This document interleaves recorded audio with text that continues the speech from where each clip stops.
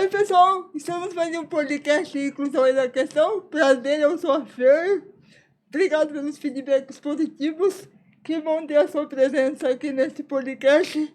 Fica aí que tem muita coisa legal. Já aproveita e dá aquele like no canal, se inscreva, fortalece, para a gente poder impulsionar cada vez mais assuntos importantes e sobre inclusão também, tá bom? E eu quero agradecer aos nossos patrocinadores, porque sem eles eu não estaria aqui levando esse conteúdo para vocês com dignidade, fomentando cada vez mais o conhecimento. Obrigado a todos, um beijo no coração de todos, e um deles está aqui comigo, o Dr. Fábio também. Então, vamos lá para a nossa conversa. E aí, Dr. Fábio? Tudo bem, Fer? Eu tô joia, e você, meu amor? Muito bem. Eu fico muito contente de vir aqui e fico muito contente pelo que você falou de ser um dos patrocinadores do canal. Eu acho que a gente faz muita diferença quando a gente apoia projetos assim, que tem seriedade e que levam informação. Como você mesmo disse anteriormente, conhecimento é inclusão. E trazer conhecimento para as pessoas é uma tarefa muito nobre e é um projeto, por isso que eu apoio o seu projeto de coração. Obrigado, querido. Sabe por quê? Porque se a gente deixa escondido, não se torna conhecimento. Exato. E aí fica sempre no si. E o si não resolve nada. É importante, né? Não é? E quando a gente leva o conhecimento, o mundo se abre, você não fica uma pessoa tapada.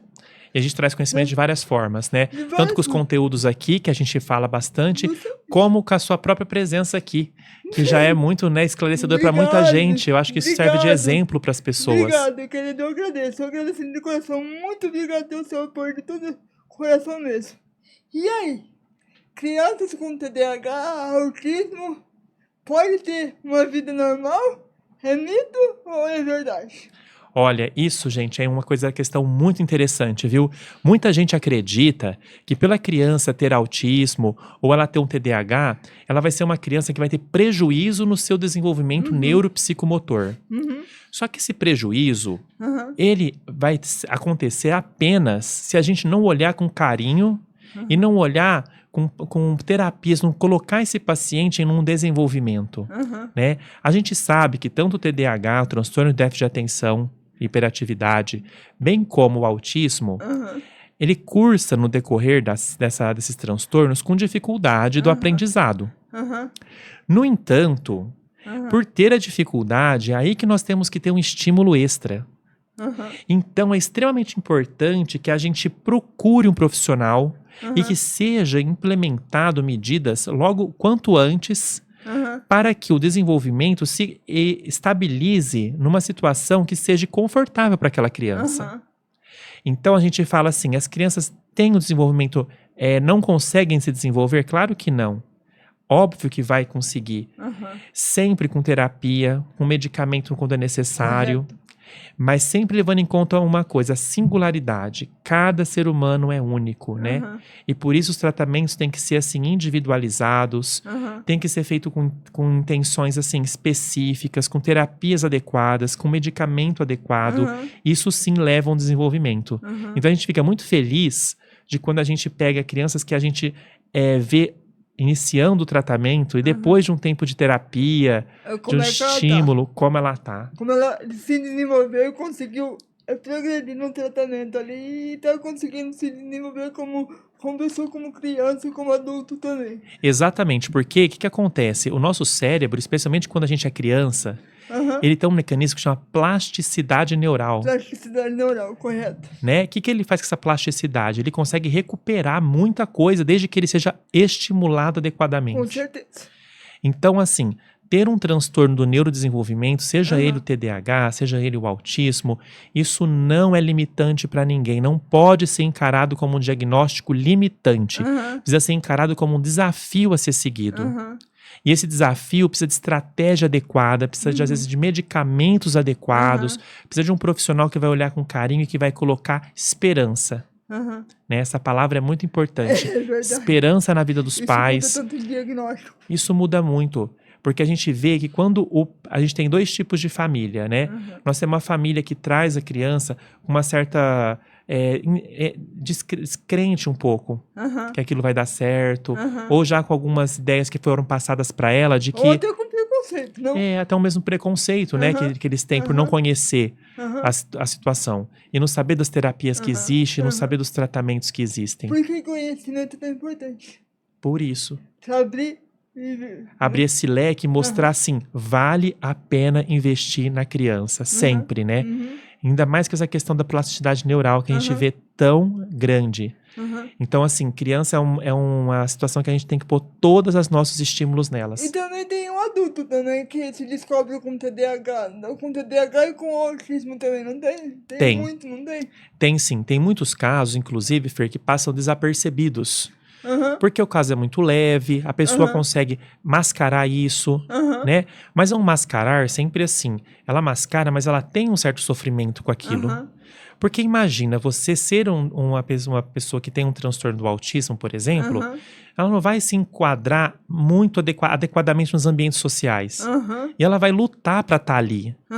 Mas essa luta, uma hora cansa a pessoa. E ela começa a perceber, poxa, por que eu fui sempre tratada como esquisita? Por que eu tenho esse desarranjo social imenso e não consigo me adequar nas situações? E ela começa a achar que aquele problema é especificamente dela.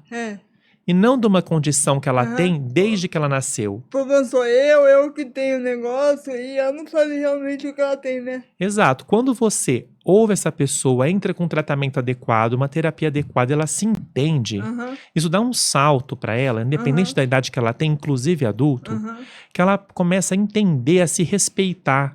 Meu limite é esse, eu não posso exceder muito mais que esse limite. Eu posso estar bem de uma forma diferente. Eu me sinto bem com esse tratamento específico que foi passado. Porque de uma certa forma ou outra ela se violenta, né? Exatamente, é uma violência emocional especialmente, né? Então quando você vê, muitos desses quadros culminam com quadros depressivos. Porque a pessoa se deprime por não conseguir algo que para as outras são tão natural. Porque ela quer se encaixar naquele meio social que todo mundo se encaixa, teoricamente, assim, vamos dizer, né? Exatamente. Todos nós, né, na época da escola, assim, temos essa parte de querer ser aceito, né? E isso está sendo trabalhado bastante hoje nas escolas. A gente vê que está se aumentando essa parte da aceitação, né? Isso a gente vê a inclusão, por exemplo, dos autistas na sala de aula regular. Isso é muito importante, né? Para que a gente cresça com essa cultura. Isso é uma cultura que tem que ser crescida. Com certeza. Não é? Porque Com certeza. e a própria pessoa que possui alguma síndrome, como por exemplo, TDAH, quando é adulto, o que a gente vê? Muita questão de dificuldade de entregar as coisas, de perda de prazos. Isso acarreta onde? Na profissão. Acaba sendo demitida, acaba dificultando ficar em alguns empregos, né? E quando você trata isso... E fala, eu sou burro e não consigo aprender. Exato. Baixa autoestima de novo, né? Então, quando você trata isso, a pessoa vê, não, peraí, eu consigo aprender. Eu consigo ter disciplina desde que eu esteja com medicamento que me traga uma melhor foco, uma melhor atenção nas coisas. Então isso é extremamente interessante. Quando a gente trata e vê o resultado, e mesmo no adulto, a gente fica impressionado. E qual a diferença que a gente pode falar um pouquinho de TDAH e de autismo? A grande diferença que a gente vê é que os dois são transtornos do neurodesenvolvimento, né? Então, vai acontecer desde a infância e seguir o paciente até a fase adulta. Isso são as similaridades das duas condições. No entanto, o TDAH, ele tem mais a questão da hiperatividade, que é aquela criança que não para, né? Que tem uma hiperatividade motora muito intensa, associado com uma desatenção severa. Então, o que acontece? Vai passar as coisas da escola, a criança não foca no que está sendo falado. Ela tá ali só de corpo. Exato, ela não consegue captar e aprender, né? A gente ela fala. Ela não consegue assimilar o conhecimento dela, não consegue, ela tem dificuldade. Ela tem dificuldade porque ela se distrai com estímulos externos. Então, passou uma mosquinha, ela vai com a mosca. Passou, né, alguma coisa lá fora, ela olha para fora e esquece a professora. Ela perde o estímulo de foco muito grande, isso aí. Isso faz com que ela não aprenda e tenha certas dificuldades de aprendizado. O autismo não. O autismo, ele já é um transtorno maior, né? E que envolve questões como, por exemplo, dificuldade de fala em algumas pessoas. Envolve a questão de um desarranjo social muito grande. Da criança brincar com um brinquedo, mas não dando um objetivo para aquela brincadeira. Por exemplo, quebra-cabeça é para ser montado ali. Né? Uma criança com autismo pode somente separar as peças por cor. Sim. Mas não vai montar o quebra-cabeça. Aham. Só separa as Mas cores por só. cor ela separa, se for, entendeu? Aham. Ela consegue separar por padrões, mas ela não consegue fazer uma funcionalidade daquilo. E Ela não todos têm entende o essa. hiperfoco? Exato. O hiperfoco é assim. No paciente com TDAH, a gente Ele tem não o tem. ele tem o hiperfoco. No que ele gosta de fazer, ele é ultra focado. Aham. Mas na escola, ou dessa uma atividade que é mais enfadonha, que ele precisa Aham. exigir um pouquinho mais de esforço Aham, dele, aham, ele já nem quer tentar. aham, Ele já nem tenta. aham. Entendeu? Agora, se você for colocar num joguinho que ele for jogar, ele vai ficar super focado naquilo, porque aquilo dá prazer pra ele. Aham, aham, Então, existe os hiperfocos aham, e existe a falta do foco no momento de necessidade aham. no TDAH. Aham, O autista, ele já é uma pessoa mais focada naquela situação. aham, Ele tá fazendo aquilo, ele faz só aquilo. aham, Então, a gente fala que tem uma componente da atenção que se chama tenacidade, aham, que é a capacidade de colocar atenção numa única coisa. aham, E o autista é muito tenaz. aham. Então ele fica por horas fazendo a mesma atividade ali. Aí você até esquece de almoço, esquece de tudo e fica só fazendo aquela situação, né? Aham, Então, a gente precisa trabalhar isso com certeza também no comportamento. aham. O autista também tem uma questão muito interessante, que é a questão de falar às vezes, sempre do mesmo assunto. Então, Só bater naquele assunto, só fica naquele assunto. não exato. trocar. Tem crianças, por exemplo, que falam de dinossauro. Fala todos os nomes de dinossauro, guarda todos os dinossauros, Aham, tudo isso. aham, Ou crianças que falam de fundo do mar. Tudo que é de fundo do mar atrai a criança. aham. Então ele fala todos os nomes dos bichos do fundo do mar, por exemplo. Hum, Então eles têm interesses muito específicos, aham, né? É só aquele interesse ali. aham. E ele tem uma dificuldade muito grande de dar funcionalidade às coisas. Então, por exemplo, já chegou um pacientezinho autista que ele sabia até o alfabeto em chinês. Misericórdia. Porque ele ama isso, aquilo foi aquele foco dele. Mas ele não dá funcionalidade àquilo. Aham, Ele não consegue falar em chinês, por exemplo. aham. Ele sabe o alfabeto. Mas ele não consegue usar e formar palavras e fazer funcionalidade naquilo que ele decorou. Então ele tem uma memória muito boa para decorar, uma parte boa nesse sentido, Aham, mas não dá funcionalidade para aquela situação. aham. Então isso precisa ser trabalhado. Não tem objetivo. Exato, não vai com objetivo nas situações. Aham, Então isso aí precisa ter, nas terapias precisa ser guiado esses objetivos. aham. Né? A criança precisa ser estimulada para ela aprender a como conviver num contexto social adequadamente, Aham, como seguir essas regras, que existem regras invisíveis hoje na sociedade, né? aham. Que a gente vai adquirindo com o passar do tempo. Sim. Aham. E essas regras são muito difíceis de serem entendidas para um paciente que tem autismo, mesmo quando ele é adulto. Ele não entende. Por exemplo, eu te chamo você para ir numa festa. Uhum, Te convido. uhum. Falo, olha, você precisa ir nessa festa, Fer. É muito importante que você vá nessa festa. Olha, essa festa, se você não for nessa festa, você vai morrer de arrependimento. Aham. O autista, ele entende tudo ipsis literis. Então ele vai pensar, se eu não for na festa, eu vou morrer. Gente, eu vou morrer. Eu vou morrer. Eu vou morrer porque eu tenho que ir. Agora eu tenho que ir porque o médico falou que eu vou morrer se eu não for na festa. Então eu tenho que ir na festa. Ele leva no literal. Ele leva no literal. Então essas piadinhas, essas coisas, interpretações são mais difíceis de fazer. Ele não consegue, né? Discernir o que é discernir. piada, o que foi uma situação. E às vezes eles se frustram porque, assim, eles estão não querendo ir na festa, mas eles se obrigam a ir Aham, porque eles entendem que foi Aham. muito importante que eles fossem. Então eles, às vezes, isso que você falou, deles às vezes se autocobrar demais, se violentar. se violentar nesse emocionalmente. sentido, emocionalmente. Exatamente. Porque é muito perigoso, porque chega na idade da adolescência, como ele não se encaixa, é perigoso até ele fazer alguma coisa com ele mesmo, né? Tem Exatamente. gente que se arranha, começa a arrancar cabelo. Exato. E os pacientes com autismo, né, mesmo as crianças ou os adultos, eles têm uma situação que é a autoagressividade. Aham, Hétero e a autoagressividade. aham, Quando eles estão numa situação que a gente sabe que descompensou, né, estão em situação de crise, aham, é um estado emocional tão intenso, é uma coisa tão intensa no cérebro, aham. porque a gente pensa que o autismo tem menos conexões cerebrais do que uma pessoa normal e por isso não desenvolve. Aham. Mas não é isso a verdade. Ah, É o contrário. Ah. O córtex cerebral de um paciente com autismo, ele tem mais conexões cerebrais, Ele tem muito mais estímulo do que a muito gente. mais estímulos. Então, essas emoções que eles sentem são sentidas de forma muito mais intensa, a ponto de desenvolver as crises do autismo. E quando eles estão nesse estado de crise, eles chegam a se autoagredir como uma forma de se vir para o presente ali, de se regular, de certa forma. Então tem essas agressividades, e tem muita mãe que fala, parece que ele não sente dor, de tanto que ele bate a cabecinha no chão, ou de tanto que ele se machuca. Ele não percebe a dor de tanto intenso que é o sentimento que ele está naquele momento. Então é um sofrimento muito grande para a criança. Por isso que quem tem o autismo, mesmo as crianças ou os adultos, tem que ser entendido nesse sentido. Né? A gente precisa ter uma paciência, quem está de fora, vendo uma crise, tem que entender, não é uma manha. Não é uma birra que vai durar um tempinho e vai passar. É uma coisa séria, é um sentimento intenso, muito sofrimento, que precisa ser acalmado, acolhido, né? Então, assim, uma criança em crise de autismo, não adianta você deixar ela lá isolada e falar pra ela, quando você não parar com isso, eu não... Vai, birra, aí vou te deixar aqui, olha que se parar a gente conversa. Entendeu? Não dá pra você fazer isso com uma criança com autismo. Você precisa dar amor pra essa criança nesse momento dessa crise. Abraçar, esperar a coisa passar, dizer pra ela que tá tudo bem, que as coisas vão se tranquilizar com o tempo. E trazendo essa paz. Não se ficando mais nervoso, né? Ou incentivando mais a raiva. Então é muito importante ter esse conhecimento. E pra fazer a diferença de um e de outro, que a gente já conversou aqui, a melhor coisa é ir no neurologista, no médico. Exatamente, né?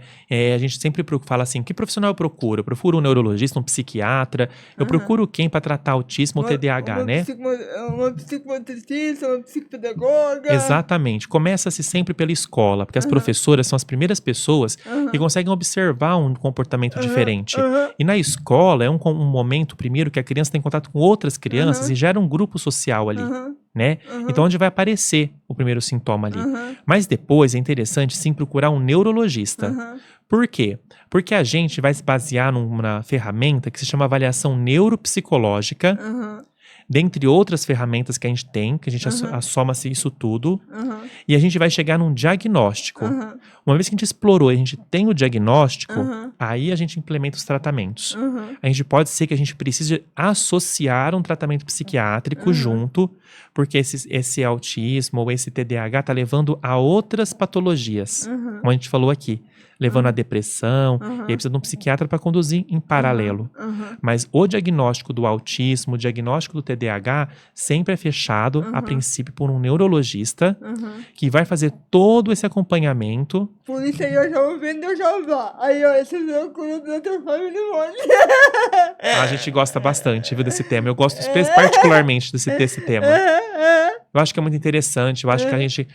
eu acho que, assim... Uma pessoa que... Eu vejo muitos pacientes que vão no meu consultório que já passaram em outros lugares, né? Ou que já vêm, às vezes, do psiquiatra com muitas medicações para depressão, achando que é depressão e ponto. E no final, quando você explora desde a infância, pergunta esses traços, vai observando essa história do paciente, e você chega numa suspeita dessa e trata, você vê como o paciente melhora. A gente teve pacientes que entrou com o tratamento do TDAH e tirou todo o tratamento que ele tinha psiquiátrico. Que legal! Porque o carro-chefe sempre foi o TDAH, que estava ali. Que massa. Entendeu? Então, assim, isso é muito legal, né? Quando você trata uma patologia específica e vê que as outras melhoram, é porque aquela era o carro-chefe e as outras eram só comorbidades que estavam... Era que estava em volta. Em volta. A causa... Persistiu ali. Por isso que eu falo, gente, pra todo mundo, né? Isso na parte da saúde mental como um todo. As pessoas falam assim, eu vou tomar o remédio e vou melhorar. Sim, você vai melhorar com o remédio, porque o remédio é uma muletinha. Mas existe a terapia pra você fazer, pra você se autoconhecer, pra você procurar da onde vêm as causas das coisas, né? Então eu acho que assim, esse autocuidado, esse autoamor consigo mesmo, fazer uma boa terapia, com certeza, é extremamente importante. Ainda mais esse mundo louco que a gente vive, gente, pelo amor de Deus, tem que fazer, porque é muita coisa na nossa cabeça. Né? E você sabe, Fer, que eu acho que é assim, eu falo que é uma tríade, são 3 coisas pra pessoa melhorar e ficar bem. A primeira coisa é realmente procurar um diagnóstico, entrar com um tratamento assertivo, para dar energia para a pessoa, para dar foco para a pessoa, para ela conseguir procurar as outras coisas. Em segundo lugar, terapia. Porque eu acho que a terapia, ela traz um autoconhecimento, ela busca as causas do que aconteceu, como chegou naquele estado que a pessoa está. E a terceira coisa que eu acho fundamental, atividade física. Com certeza. Porque quem faz atividade física sabe da diferença que isso Com traz certeza. para tudo. Hoje tem estudos mostrando que até Alzheimer a gente consegue prevenir com atividade física. Sério? Sim, doenças neurodegenerativas, Aham, como por exemplo, Alzheimer, Parkinson. Hoje os pacientes de Parkinson que me procuram, eu deixo bem claro desde a primeira consulta, é para fazer atividade física todos os dias. É remédio. Quem segue sua risca e faz atividade física de domingo a domingo aham. tem uma melhora a longo prazo gigantesca. Ela breca a progressão da doença se ela se empenha nessa atividade física. Ai, isso eu fico muito feliz, porque isso tem uma coisa que eu adoro fazer exercício.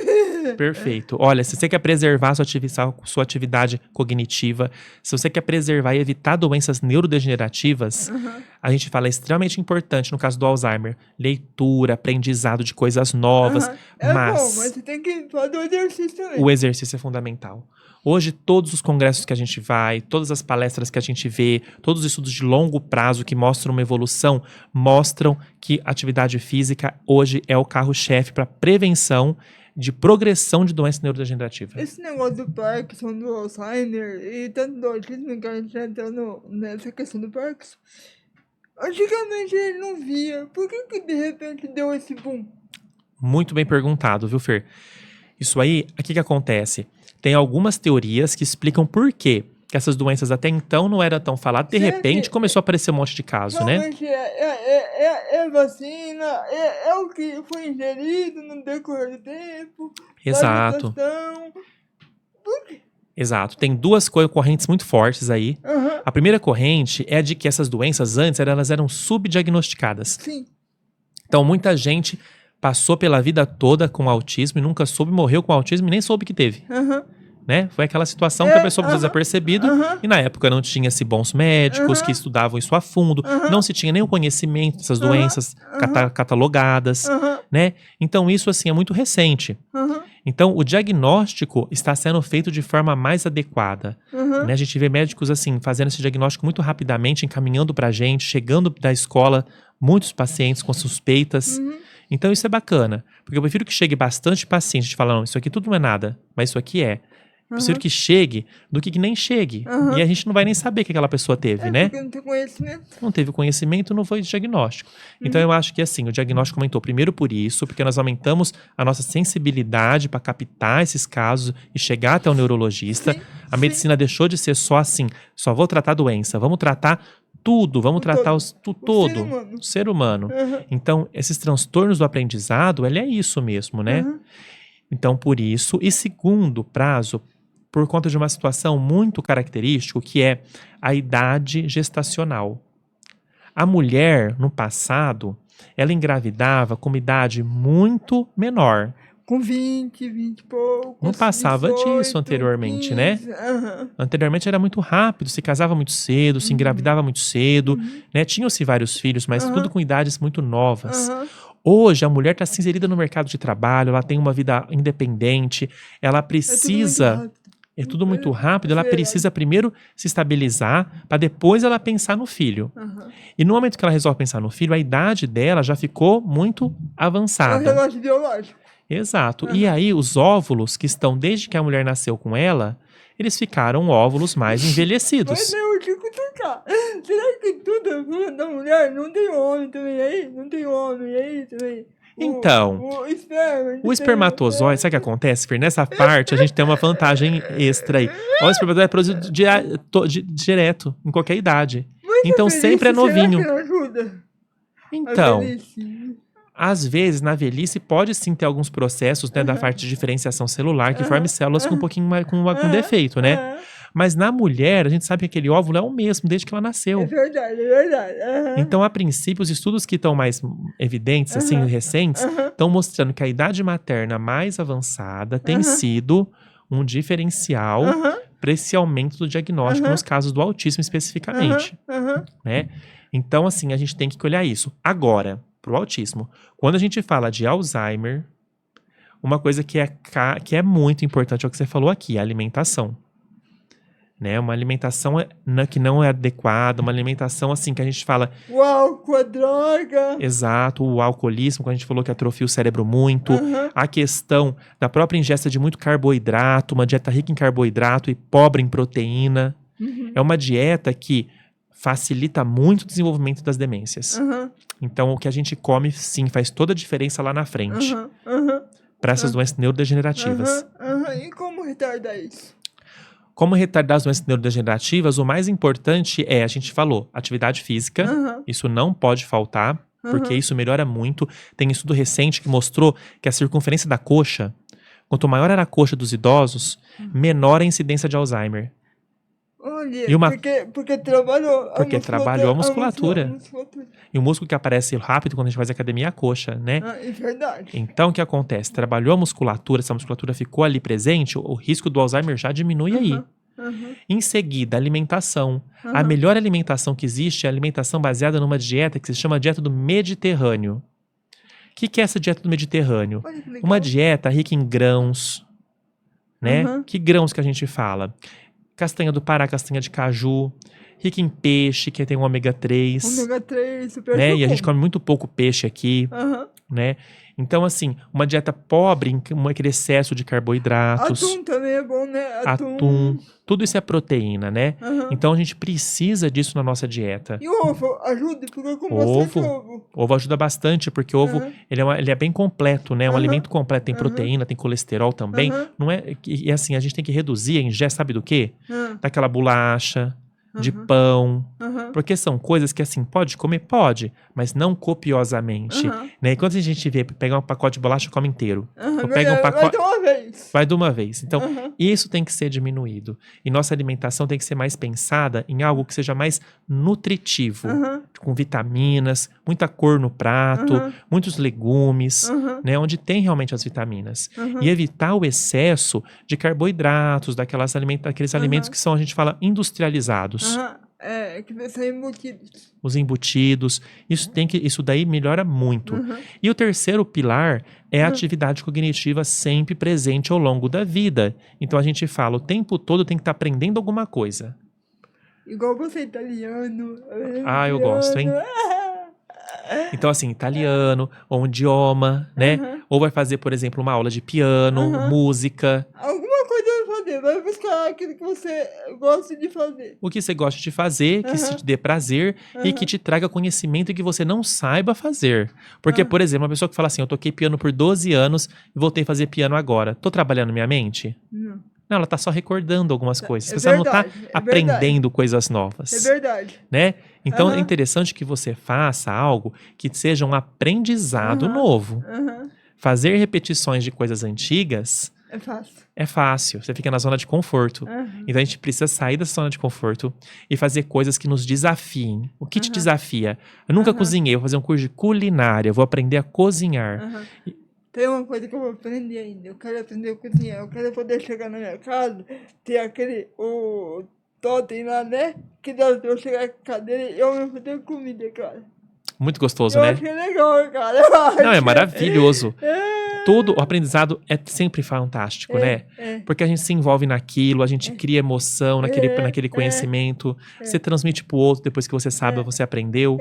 Então, assim, eu sou fascinado pelo aprendizado, sempre fui. Eu acho que ele, assim, é uma ferramenta que a gente nunca pode deixar. A gente acaba a escola, acaba fazendo trabalho aí, né? Quem tá ouvindo de casa sabe que no dia a dia a gente fica repetindo muitas coisas. É verdade, porque fica no automático, né, Fábio? Fica no automático, né? E a leitura de bons livros, e o aprendizado de uma coisa interessante, né? Então eu acho que, assim, aprender tem que ser pra vida toda. Que legal. Obrigado, meu amigo. Imagina, eu agradeço, Quer como deixar sempre. um recado aí pro pessoal? O meu recado maior é: aprendam, trabalhe com a sua reserva cognitiva, crie ela, né? Aprenda a ter bastante foco nas coisas, assim, a ter conhecimento, a ter paixão pelo conhecimento. Atividade física sempre, porque atividade física é algo que não dá pra ficar sem, é imprescindível. E não é só 3 vezes na semana, 2 vezes na semana, é todos os dias, de domingo a domingo. Não pode falhar no domingo não, hein, Fer? E outra coisa que eu acho extremamente importante é tome muito cuidado com a sua saúde. Como você falou aqui, a saúde é imprescindível, Não tem preço. né? E a saúde, ela é questão de doses. Nós temos que saber exatamente o que nós vamos ingerir na alimentação, o que nós vamos usar de medicamento, se tem indicação ou não. Buscar sempre bons profissionais para que você esteja sempre amparada por pessoas que estão atualizadas e que vão te dar o melhor tratamento. Pronto, não precisa falar nada. Espero que você tenha gostado desse podcast maravilhoso com esse cara que eu amo muito e que me ajuda muito. E eu tenho que agradecer por ele existir na minha vida, de todo o coração. Obrigado, querido. Eu que agradeço, Feriste, e deixo o recado para outras pessoas também. Venham participar também do podcast, não é verdade? Pode vir, pode vir. E venham patrocinar também, que é muito interessante o trabalho. É Eles vão isso ficar apaixonados. É isso aí. Só falar com a gente aí no YouTube aí, ó. Fala com a gente. Quem tiver interesse, as portas estão abertas. Porque inclusão é questão, né? Opa! É isso aí, Fer. Tô contigo. É isso aí, tamo junto. Obrigado, meu amor. Quero agradecer ao Fábio e aos nossos patrocinadores por dar esse apoio todo. Um grande beijo a todos. Um grande beijo a você que está assistindo esse conteúdo maravilhoso. Porque inclusão é a questão. Até o próximo episódio. E vai lá e já dá aquele like e se inscreva no canal pra gente levar esse conteúdo maravilhoso para mais pessoas. Valeu? Beijão!